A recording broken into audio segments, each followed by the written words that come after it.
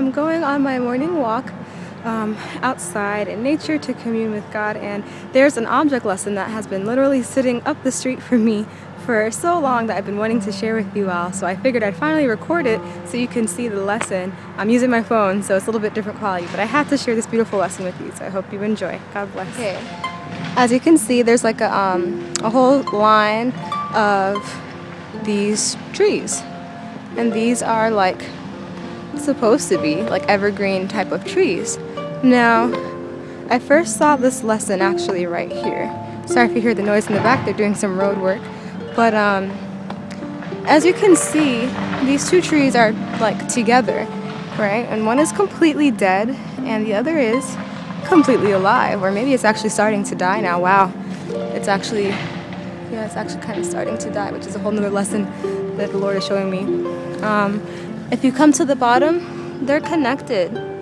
They're connected at that the stem, I guess you can say, into their roots. They are joined together. And what the Lord showed me is when it comes to relationships as Christians, family relationships, just general friendships or marriage or courtship or things like that, any relationships that we have to be careful as Christians that we don't depend on the spirituality or the walk that someone else has with the Lord, because we can be together, you know, a couple can be married and say they're unequally yoked, or one isn't really having their devotion and their prayer time with the Lord, but the other one is. You may think that, well, we're together, we're one unit, we're going to be saved together or lost together, or we're just always together. One can be completely dead while the other is alive. But now that I see that this tree is actually starting to die, yeah, it's actually starting to dry. The Bible says, I believe it says, do not deceive yourselves. Bad communications corrupt good manners. I believe I'll put the verse on the screen, but basically, don't deceive yourselves. If you're continually around those who aren't practicing positive morals, then it can negatively affect you, especially depending on the reason you're around them. If you're ministering to them, God can help you to have the strength to stand firm. But if you're just, you know, for pleasure and enjoyment continually in the society of one that is not seeking the Lord and that is not setting a good example, it will start to pour over into your life and to negatively affect you. So that's a really great lesson. I'll show you this other tree. If you continue in that way to depend upon another person, you both will end up dead.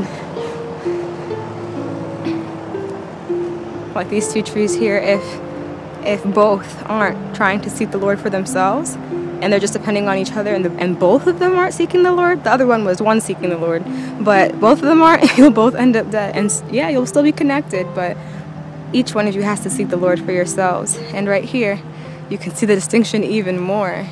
One is like completely a whole nother color and dying, and the other one is alive. So I hope that's a nice object lesson for you. When I go on my walks and out in nature now, I ask the Lord to show me any lessons that He has to teach me. As we study the Bible, we see that Jesus always taught so many beautiful lessons and parables from nature, because it's from His creation, and so He has in His creation lessons that He wants to teach. I hope that was a great lesson for you. Remember to seek the Lord for yourselves and to be a good example for others, so you can help uplift someone else.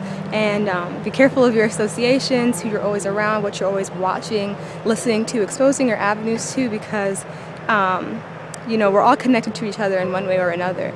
And if we expose ourselves to negative things that don't uplift the Lord, or that's not pure and noble and holy, it will pour into our lives and into our leaves, our fruits, and it will be seen. So don't depend on someone else's walk with the Lord.